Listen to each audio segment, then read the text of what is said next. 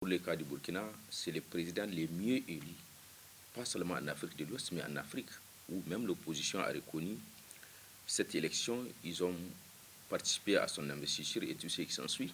Ça a été apprécié de partout.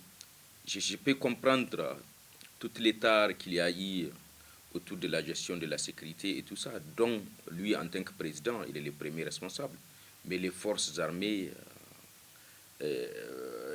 du pays, les forces de défense et de sécurité aussi, ils ont leur responsabilité en tant que la partie de mise en œuvre opérationnelle du plan de stratégie de riposte par rapport à tout ce qui se passe le long de leurs frontières avec le Mali ou avec l'Niger ou même à l'intérieur du pays, puisque dans tous les cas, la question de sécurité au Burkina, c'est une question structurelle qui ne date pas d'aujourd'hui, mais qui a ses causes vraiment qui se sont enracinées dans cette société depuis fort longtemps.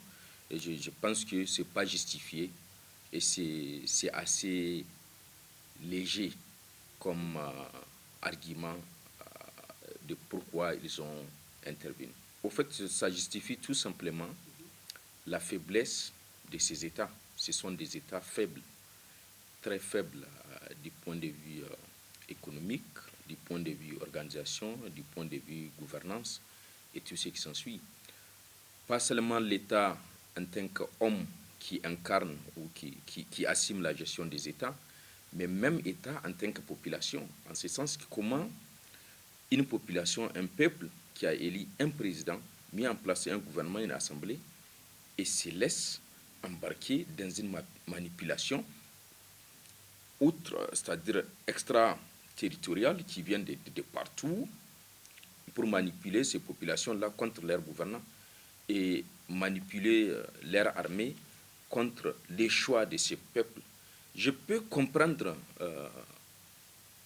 tous les retards par rapport aux résultats qui sont attendus, soit du point de vue de la gouvernance économique ou sociale ou la gouvernance sécuritaire, mais je ne peux pas comprendre l'amateurisme avec lequel et l'irresponsabilité avec lesquelles ces armées-là, elles ont agi pour débarquer les gouvernants ou les chefs d'État qui sont élus démocratiquement. Regardez ce qui se passe au Nigeria depuis 2009.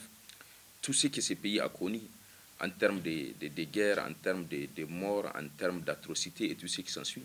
Mais ils ont une armée républicaine qui croit à la démocratie, qui croit au choix de son peuple, et l'armée et toutes les autres forces de défense et de sécurité au Nigeria continuent à apporter le soutien qu'il faut aux gouvernants, aux autorités politiques pour finir avec ces problèmes.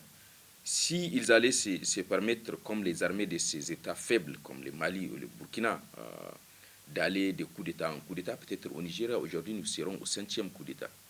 Regardez aussi ce qui s'est passé à un moment au Sénégal, quand il y avait cette tentative de troisième candidature, troisième mandat pour Wade, parce que leur constitution permettait de faire ça. Il y avait eu assez de guerres verbales, assez de manifestations et tout ce qui s'ensuit, mais aucun militaire n'a osé lever son petit doigt pour dire non. C'est une affaire de libre expression démocratique, d'interprétation et tout ce qui s'ensuit, et ça s'est résolu dans la paix la plus totale entre les civils. Et voilà où est-ce qu'ils en sont aussi. Aujourd'hui, ils sont en train d'avancer. Et je pense que c'est ce qui a manqué et c'est ce qui explique les manques de formation politique citoyenne de ces armées du Mali et du Burkina. Puisque ce n'est pas au moment où... Regardez ce qui s'est passé au Mali à partir de 2012, quand cette armée a fait partir ATT. À partir de 2012 à aujourd'hui, c'est quoi la situation? Quand ils ont fait partir IBK récemment, aujourd'hui, c'est quoi la situation? De plus en plus, ils perdent le contrôle de leur territoire. Et tout ce que les autres États membres voisins du Mali demandent aux Maliens, à leur armée, à leur gente, envoyez vos soldats le long de nos frontières. C'est tout ce qu'on leur demande jusque-là. Et ils sont incapables de le faire. Ils ne l'ont pas fait depuis qu'ils ont fait partir ATT. Ils ne l'ont pas fait depuis qu'ils ont fait partir IBK. Et ils ne le feront pas. Donc voilà, c'est ça la situation aujourd'hui. Voilà au Mali, et c'est ça la situation au Burkina. Oh, et ça peut se dire, puisque ce sont des prétextes fallacieux pour dire que c'est pour des raisons de sécurité. Mais moi, je parie que l'année prochaine, au même moment, cette question de sécurité au Burkina, elle ne sera pas résolue, en ce sens que c'est un problème structurel. Il faut que ça soit résolu comme tel, dans ses racines. Ce n'est pas des actions superficielles comme ça qui vont résoudre les problèmes burkinabés ou les problèmes maliens. Moi, je connais le Mali du nord au sud. Ce n'est pas un seul État, ça n'a rien à voir. Quand vous voyez ce qui se passe au Burkina, du point de vue structurel, cette société, en tant que composition ethnique, religieuse et tout ce qui s'ensuit, regardez en termes des répartitions ou des rôles qui sont joués par les différents groupes ethniques ou en fonction des religions ou en fonction. Non, il y a un gros problème structurel au sein de de la société burkinabé et sur lesquels il faudrait agir que de faire des coups d'État. Allez-y voir au sein de la population Peul, la marginalisation, l'esclavage et tout ce qui s'ensuit. Après, à amener les populations sous une tentative de protection, à se constituer en différents groupes. Et après, ils se sont retrouvés alliés au groupe État islamique, au Moujaou et tout ce qui s'ensuit. Et c'est ça, entre autres, c'est un problème de décennies. Ce n'est pas un problème qui est arrivé avec Rock. Non, c'est un problème qui date, c'est un problème structurel. Et comme les cas maliens, avec les Nord et les Sud, qui n'ont rien à voir en commun, et tout ce qui s'ensuit, même en termes d'investissement, qui ont été faits par l'État depuis toutes ces décennies. À partir de déjà 1963, ces problèmes ont commencé à se faire sentir au Mali. Et après, ça ne s'est pas réglé. Et tout ça, quoi. Il y a des vraies actions qu'il faut entreprendre pour régler ça. Bon, moi, je pense que, franchement, quel que soit Alpha, il ne peut pas être lié ces trois actions-là, malsaines, que ce soit ce qui s'est passé au Mali, avec une influence des leaders religieux et tout ce qui s'ensuit, et la manipulation. Voilà, ce qui s'est passé en Guinée avec un président qui a trépatouillé la constitution, qui était en troisième mandat, une armée qui agit et tout ce qui s'ensuit, ou ce qui s'est passé au Burkina avec les clans Blaise, avec les... Vous voyez, c'est pas la même chose. Chaque cas à lui-même, c'est vrai, ça aboutit à un coup d'État, à démettre des autorités civiles, politiques, élues ou mal élues. Mais les ingrédients ne sont pas les mêmes. Donc chaque pays a ses propres ingrédients, chaque cas a ses propres ingrédients.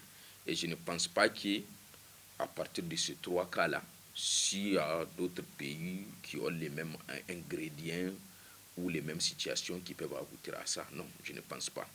C'est vrai, les pays doivent prendre beaucoup plus de précautions. Et heureusement, par exemple, pour des pays comme le Niger, qui constitue d'ailleurs la seule digue aujourd'hui au Sahel et en Afrique, par rapport à la démocratie, par rapport à la lutte contre le terrorisme, par rapport à l'insécurité. Heureusement, il y a une population républicaine, il y a une armée républicaine, et il y a un pays qui est en train d'engranger beaucoup d'avancées, une croissance économique certaine, qui est prévue même la meilleure pour l'Afrique, pour cette année et pour l'année prochaine, et tout ce qui s'ensuit, et des actions qui sont menées partout, par tout le monde, et en termes d'investissements qui sont faits au sein de l'armée, au sein des forces de défense et de sécurité et tout ce qui s'ensuit. Et il y a la première alternance démocratique aussi qui a eu lieu dans les pays.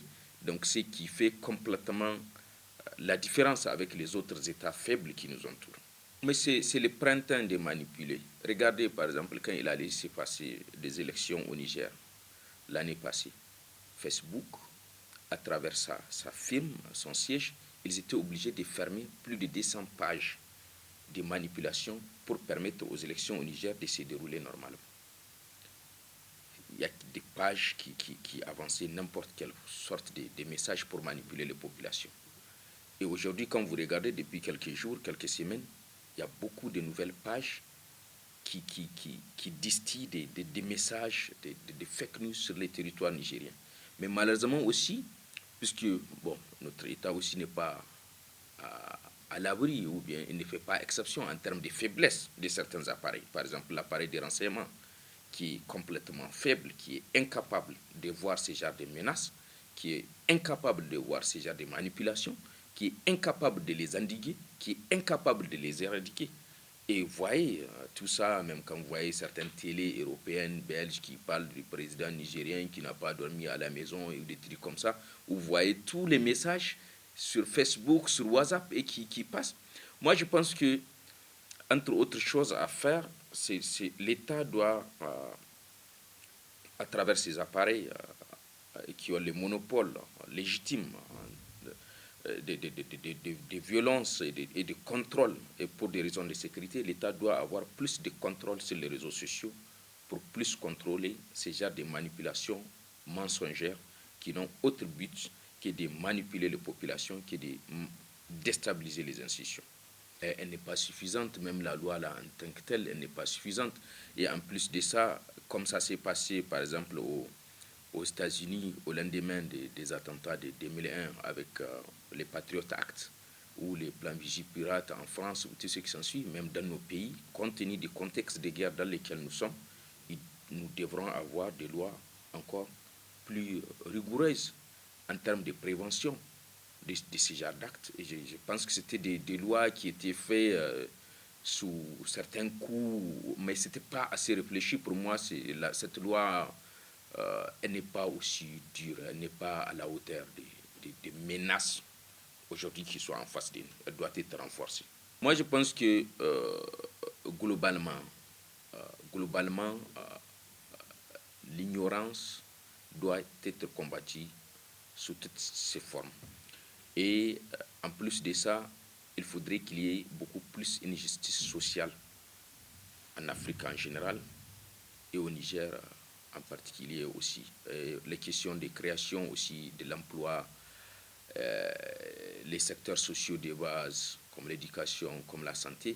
Mais dans tous les cas, ce qu'il faudrait savoir, c'est vrai, on est dans un état faible du point de vue économique et dont une partie de son budget même est soumise à la perfusion de la communauté internationale. Il y a des aides budgétaires qui permettent de compléter tel ou tel ou tel.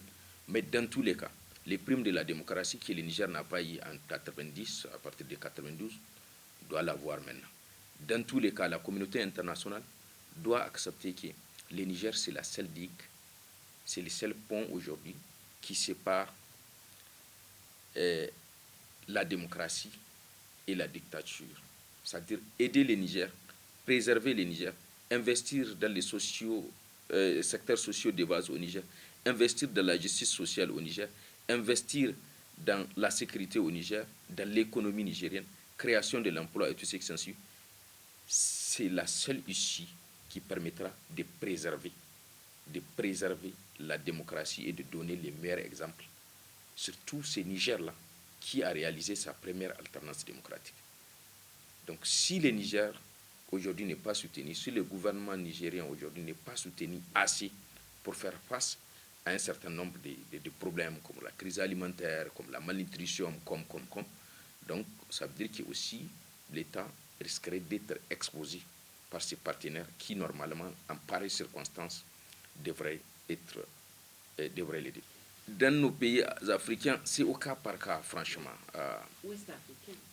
Quand on prend le cas du Niger, elle est contrôlable. Malgré tous ces foyers de tension autour de nous, aujourd'hui, il n'y a pas un mètre carré du Niger qui est sous le contrôle des groupes terroristes. Ils vivent au Mali, ils vivent au Burkina, ils vivent au Nigeria. Ils viennent, ils attaquent, ils retournent, malheureusement. Mais malgré ça, on peut dire qu'aujourd'hui, ça fait quelques semaines ou quelques mois, franchement, où on constate une certaine accalmie. Donc, que Dieu fasse en sorte que cette accalmie, elle continue jusqu'à la disparition totale de ces fléaux. C'est une question aussi de gouvernance, puisque voilà ce qui se passe. Au niveau des services en charge des questions de sécurité et de défense, vous avez les sachants, des personnes qui sont en charge des dossiers, par exemple au niveau des services de renseignement, où on parle de la DGSE ou des trucs comme ça. Mais quand un gouvernement arrive, on met de côté un tel, on amène une nouvelle personne pour gérer tel ou tel dossier. Le temps que cette personne comprenne, apprenne ce que c'est, on perd beaucoup le temps. C'est ce qui s'est passé au Niger, par exemple, après le départ de Tanja, le coup d'État. Salou, il est venu, il a mis ses gens. Issoufou, il est venu, il a levé les gens de Salou, il a mis ses propres gens. Ça nous a pris 6 ans, 7 ans, le temps de comprendre, puisque tous les sachants étaient partis. Les sachants qu'on avait, ils dataient du temps de Tanja. Salou les a fait partir. Issoufou, il est venu, il a fait partir ceux de Salou. Et heureusement, aujourd'hui, il y a une alternance qui fait en sorte que lui, quand il arrive, il a laissé ce qu'il a trouvé. Il va les faire tous partir pour amener de nouvelles personnes. On va reprendre les mêmes cycles qui prend 6 ans, 7 ans en moyenne. Donc c'est à peu près ça. En tout cas, moi, selon mes propres observations. Les temps qu'un sachant, ici au Sahel, les comprennent, les dossiers, ne prend en charge des choses, ça lui prend 6 ans, 7 ans. Et c'est ça qui explique aujourd'hui cette tendance de stabilisation aussi qu'on observe, parce que tous les sachants aujourd'hui, depuis presque 10 ans, ils sont en place. Ils ont maîtrisé, ils connaissent les dossiers et ils continuent d'agir. Une invitation à la population vraiment de ne pas se laisser manipuler par ce printemps de manipuler, puisque c'est de la manipulation pure et simple, dont à l'intérieur du pays, personne n'a la maîtrise. On ne sait pas ceux qui font cette manipulation, c'est quoi leur intérêt. La population doit avoir confiance à ses forces de défense et de sécurité, doit avoir confiance à l'État et doit soutenir l'État. Et l'État doit être beaucoup plus juste, et du point de vue social surtout, beaucoup plus juste.